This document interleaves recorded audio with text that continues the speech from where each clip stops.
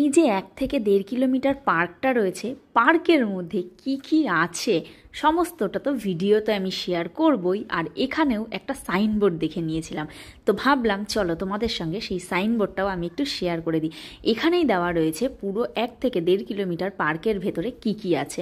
তো এখানে চলো দেখে নাও তোমরা যে ধাপে ধাপে কত সুন্দর করে পার্কটাকে সাজানো হয়েছে। আর তার বোর্ডটা এখানে দিয়ে দিয়েছে, বসার জায়গাও করে দিয়েছে যাতে সবাই মিলে বসে এখানে ছবিও তুলতে পারে। তো সবাই যে যার মতো ছবি তুলছিল, কিন্তু আমি ভিডিওতে ব্যস্ত ছিলাম, কারণ আমার বন্ধুদের তো দেখাতে হবে যে এই পার্কটার মধ্যে কি কি আছে।